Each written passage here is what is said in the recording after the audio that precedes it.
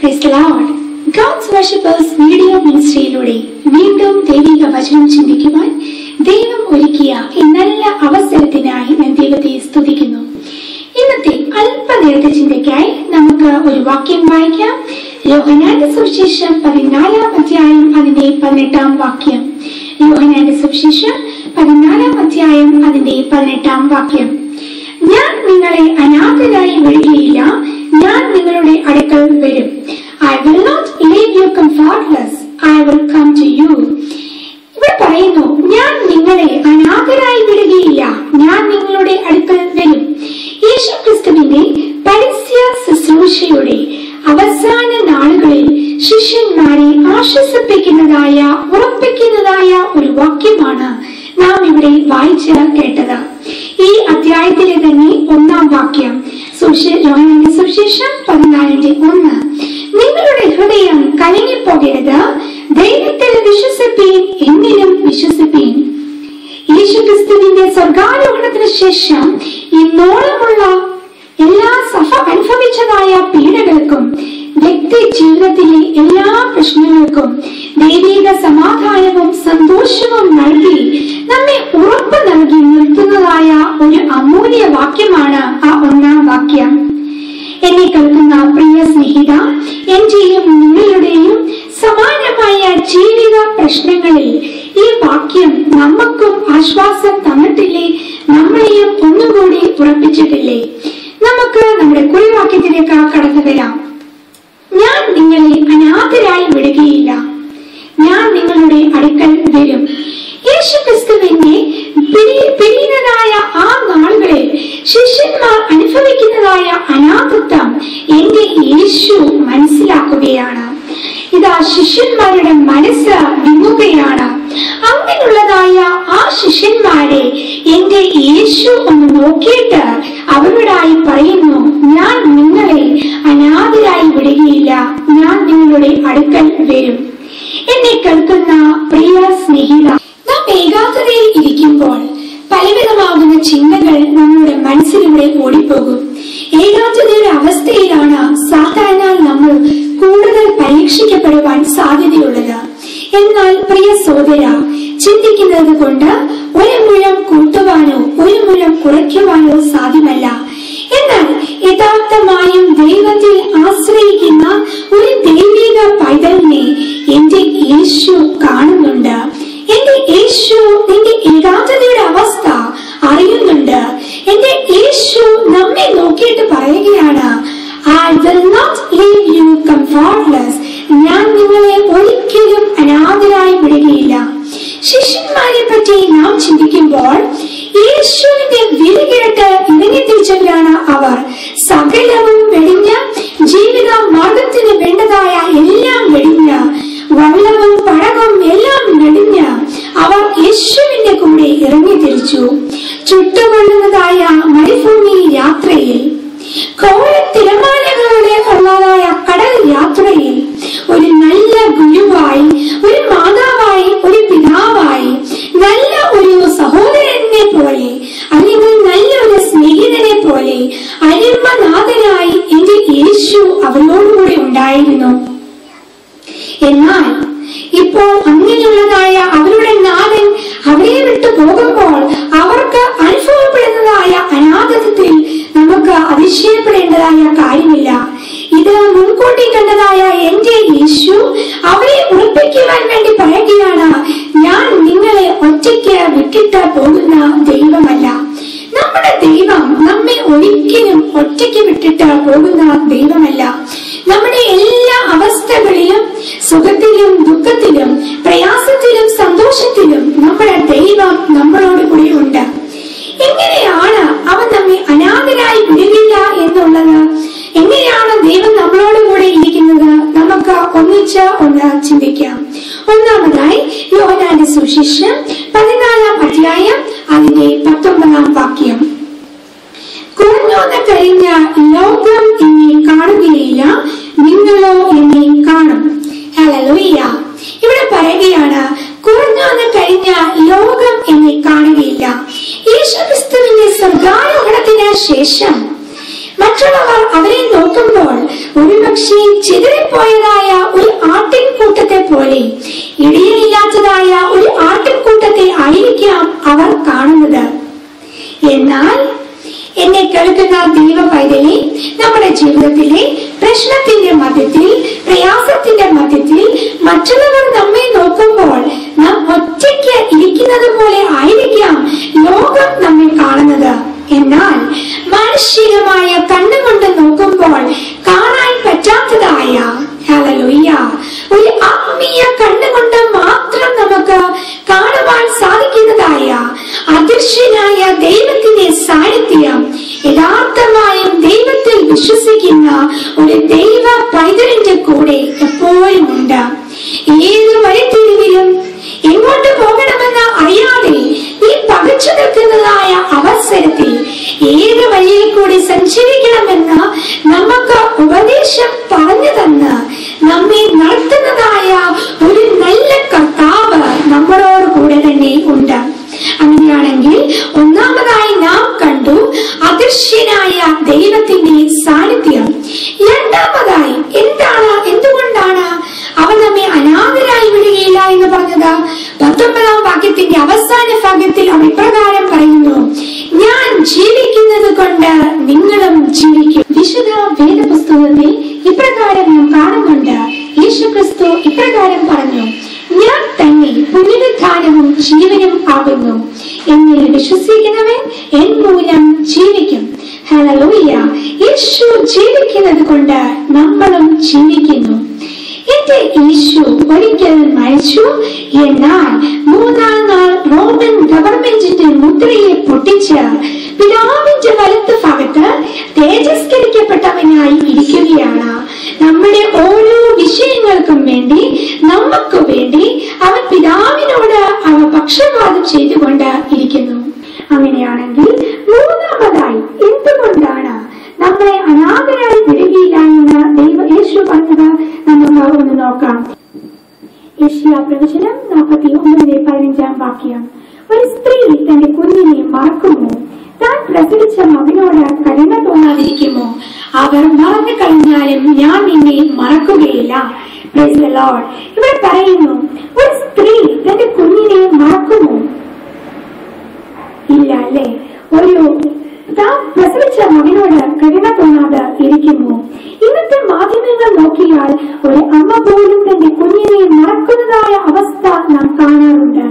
എന്നാൽ ഒരു അമ്മ തന്റെ കുഞ്ഞിനെ മറന്നാലും, ഒരു പ്രസവിച്ച അമ്മ തന്റെ മകനോട് കരുണ കാണിക്കാതെ ഇരുന്നാലും എന്റെ ദൈവം നിന്നെ മറക്കുകയില്ല. എന്റെ ദൈവം നമ്മോട് കരുണ കാണിക്കാതെ ഇരിക്കുകയില്ല. യെശയ്യാ പ്രവചനം 66:13 ഇപ്രകാരം പറയുന്നു, അമ്മ ആശ്വസിപ്പിക്കുന്നത് പോലെ ഞാൻ നിന്നെ ആശ്വസിപ്പിക്കും. നീ യെരൂശലേമിൽ ആശ്വാസം പ്രാപിക്കും. നമ്മുടെ ദുഃഖത്തിന്റെ അവസ്ഥയിൽ, നമ്മുടെ വിഷമത്തിന്റെ അവസ്ഥയിൽ ആരുമില്ല എന്ന് നമുക്ക് തോന്നിപ്പോയേക്കാം. എന്നാൽ എന്റെ ദൈവം ഇന്ന് ഈ വചനം ശ്രമിക്കുന്ന ഓരോരുത്തരോടുമുള്ള ആലോചനയായി ദൈവം സംസാരിക്കുകയാണ്. ഞാൻ നിന്നെ മറന്നു കളയുകയില്ല, ഞാൻ നിന്നെ കൈവിടുകയില്ല, ഞാൻ നിന്നെ ഉപേക്ഷിക്കുകയില്ല. ഒരു അമ്മ കുഞ്ഞിന് നൽകുന്നതായ സ്നേഹത്തെക്കാൾ ഉപരിയായി ഞാൻ നിന്നെ സ്നേഹിക്കുന്ന ദൈവമാകുന്നു. നിന്റെ അമ്മയുടെ ഉദരത്തിൽ വെച്ച് തന്നെ ഞാൻ നിന്നെ കണ്ട ദൈവമാണ്. ഞാൻ നിന്നെ അറിഞ്ഞ ദൈവമാണ്. ഞാൻ നിന്നെ അറിയുന്നുണ്ട്. നിന്റെ ചിന്തകൾ ഞാൻ അറിയുന്നുണ്ട്. നിന്റെ വേദനകൾ ഞാൻ അറിയുന്നുണ്ട്. നിന്റെ പ്രയാസങ്ങൾ ഞാൻ അറിയുന്നുണ്ട്. ഞാൻ നിന്നെ ഒരിക്കലും ഒറ്റയ്ക്ക് വിട്ടിട്ട് പോകുന്ന ദൈവമല്ല. ഹല്ലേലൂയ.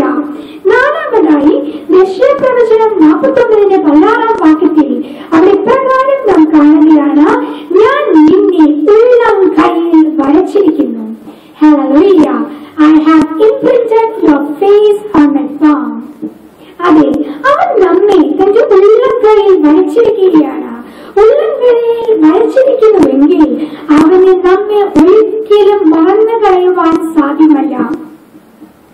കഴിഞ്ഞുപോയ കാര്യങ്ങളും ഇപ്പോൾ നിന്റെ വർത്തമാന കാലഘട്ടത്തിൽ നടക്കുന്നതായ എല്ലാ വിഷയങ്ങളും, നിന്റെ മുന്നോട്ടുള്ളതായ, നിന്നെ കുറിച്ചുള്ളതായ പ്ലാനും പദ്ധതിയും എല്ലാം എന്റെ ദൈവം അറിയുന്നുണ്ട്. അങ്ങനെ ആണെങ്കിൽ നമുക്ക് ഓർത്ത് സന്തോഷിക്കാം.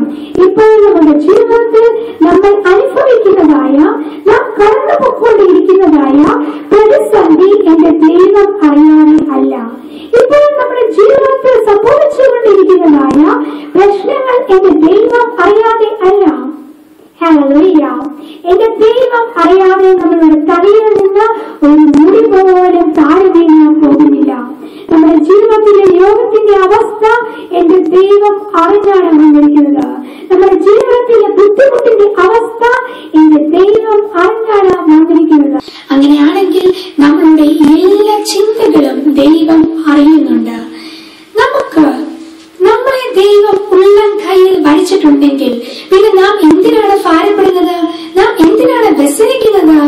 ഹല്ലേലൂയ. വെള്ളി ഊതിക്കഴിക്കും പോലെ അല്ല, ഞാൻ നിന്നെ കഷ്ടതയുടെ തീച്ചുവളിയിലാകുന്നു ഊതിക്കഴിച്ചിരിക്കുന്നത്. അങ്ങനെയാണെങ്കിൽ നമ്മെ ഒന്ന് പണിയുവാൻ വേണ്ടി, താൻ ആഗ്രഹിക്കുന്ന രീതിയിൽ നാം ആകുവാൻ വേണ്ടിയാണ് പ്രയാസങ്ങൾ ഒക്കെയും നമ്മളുടെ ജീവിതത്തിൽ കടന്നു വരുന്നത്. ദൈവം എന്റെ കൂടെ ഉണ്ടെങ്കിൽ ഞാൻ എന്തിനെ ഭയപ്പെടണം? ദൈവം അനുകൂലം എങ്കിൽ എനിക്ക് പ്രതികൂലം ആർ? അഞ്ചാമതായി നമ്മുടെ കാണുകയാണ്, അതിന്റെ അവസാന വാക്യത്തിൽ അവിടെ ഇപ്രകാരം കാണുന്നു, നിന്റെ മതിലുകൾ എല്ലായ്പ്പോഴും എന്റെ മുമ്പിൽ ഇരിക്കുന്നു. ഹല്ലേലൂയ. അങ്ങനെയാണെങ്കിൽ നമ്മളുടെ പരിമിതികൾ പോലും ദൈവം അറിയുന്നുണ്ട്.